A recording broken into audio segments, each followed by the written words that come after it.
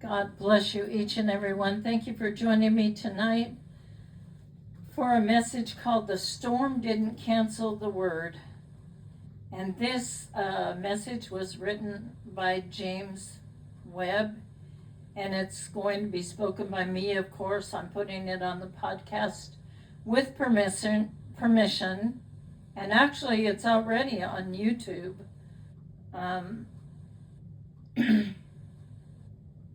Excuse me. The storm didn't cancel the word. Amen. Mark 4:35 through 40 says, as evening came, Jesus said to his disciples, let's cross to the other side of the lake. So they took Jesus in the boat and started out, leaving the crowds behind, although other boats did follow. Verse 37, but soon a fierce storm came up. High waves were breaking into the boat, and it began to fill with water. Amen. Jesus was sleeping at the back of the boat with his head on a cushion. The disciples woke him up with shouting, Teacher, don't you care that we're going to drown? And when Jesus woke up, he rebuked the wind and he said to the waves. Now, mind you, Jesus is speaking to the waves. And he says to the waves, silence, be still. Suddenly the wind stopped, and there was a great calm. Now, you know what? Jesus didn't say very much there, but he has the power and the authority over everything. And when he woke up and all the disciples, everybody was a mess there and all shook up and upset and feeling like they were going to drown. But when Jesus woke up, he only said basically one little sentence. It wasn't even a full sentence. Silence, be still. And he said that to the storm.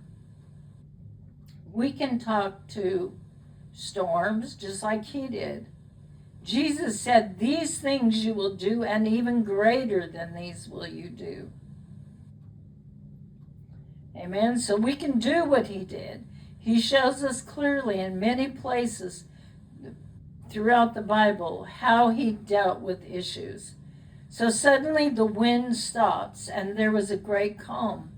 Then he asked them, why are you afraid? Do you still have no faith?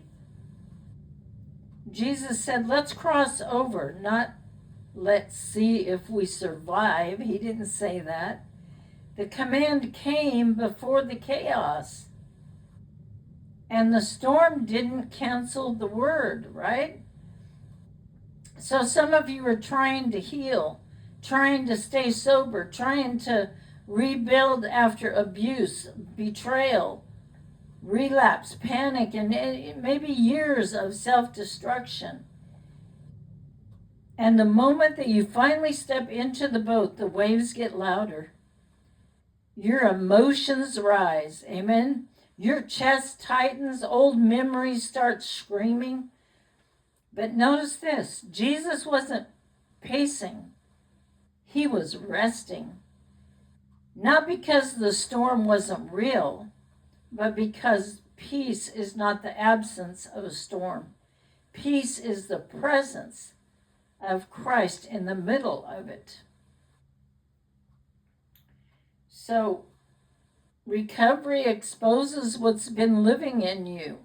Amen. When we go through recovery, when we go through deliverance, it exposes what's been living in you. Pressure doesn't create fear, it reveals it.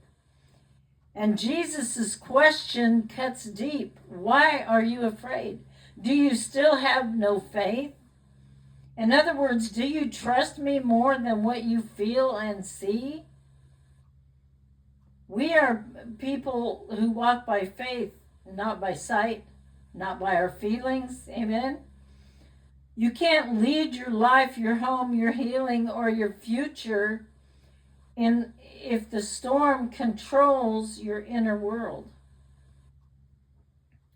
But when Jesus becomes our anchor, we stop reacting like a victim and we start speaking like someone with authority, who we are.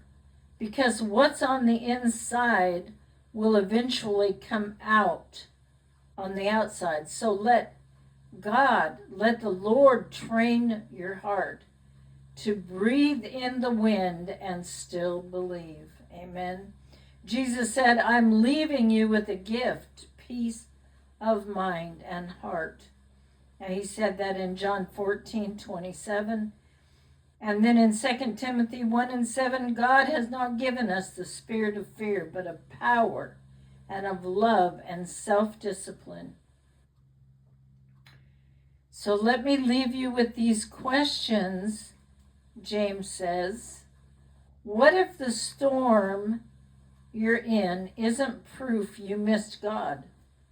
What if it's proof you obeyed God and now you're being strengthened for the other side?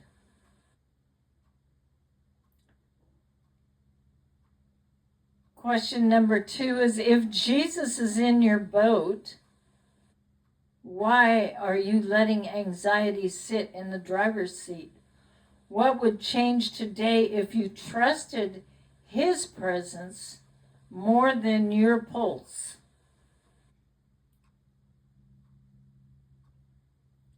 He's talking about your heartbeat, your pulse, P-U-L-S-E. And last but not least, and these questions are so important to take before the Lord, take your heart and take yourself before the Lord and ask these questions. Last but not least, what have you been calling just my personality? That Jesus is calling you to surrender so you can finally live free, steady, and whole. Amen. God bless you as you go over these questions. God, open your eyes to any blind spots that you might have and allow you to grow and mature in your Christian walk, in your character, in all that God is trying to say to you through this one message. Just fix yourself on this one message for the moment. God bless you.